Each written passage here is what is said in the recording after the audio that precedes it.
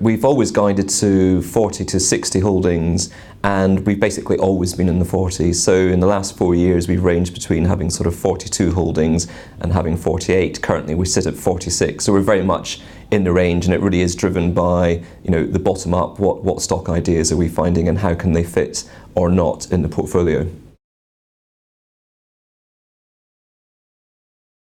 We look for three things when we're looking at a company.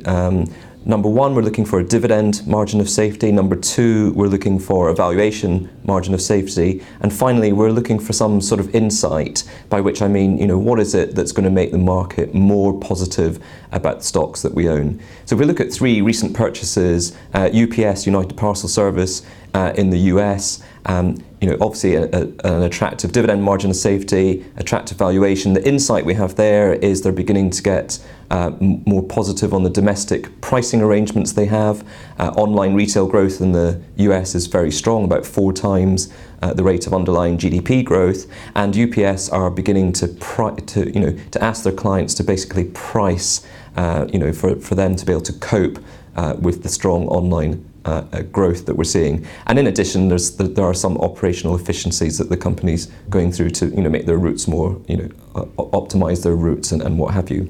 Intesa, the Italian bank, Intesa Sanpaolo, obviously a very different case. Again, attractive dividend, margin of safety and valuation. Our insight there is very strong fee growth that the bank is enjoying currently. This is a plain vanilla bank with a strong amount of fee income making up its total revenues, and they're moving a lot of their assets from assets under administration to assets under management. That's higher fee, so that's really good for revenue growth.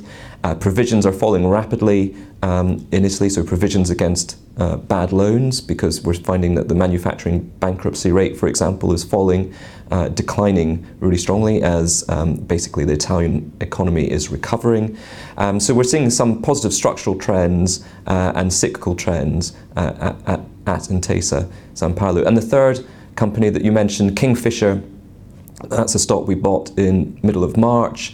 Kingfisher has a new Chief Executive Officer. She performed a review of the group at the end of March and came to some interesting conclusions, and we're very much hoping that she'll help turn the company around, specifically the B&Q business, which most of you will know from the UK and Ireland, but obviously they have other businesses across Europe.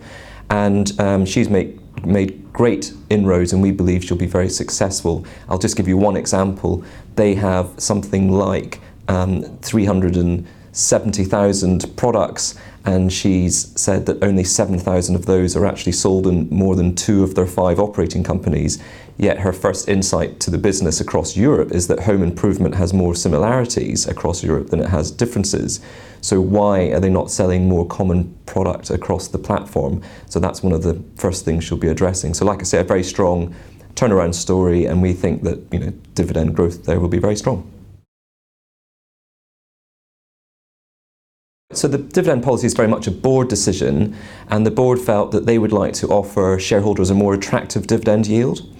And at the same time, they said that they were willing, if required or if necessary, to pay some of that dividend out of capital.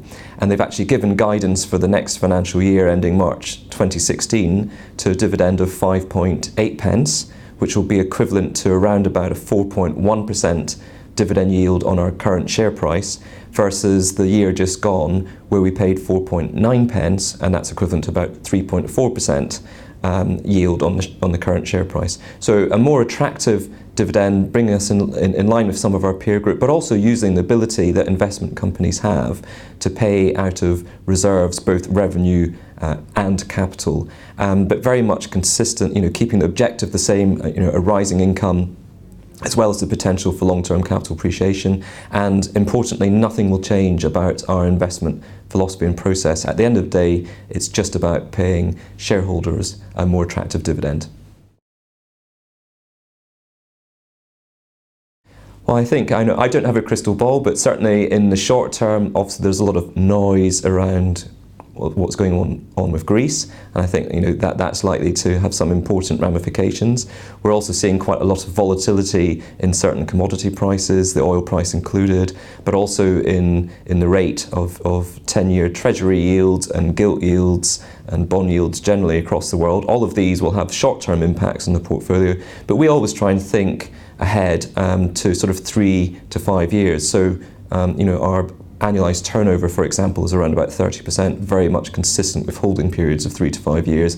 And most of the investment cases on the stocks that we own in that concentrated portfolio of 45, 46 stocks are all about medium-term aspirations for the companies. And I'm not really too focused on the short-term noise that might impact them.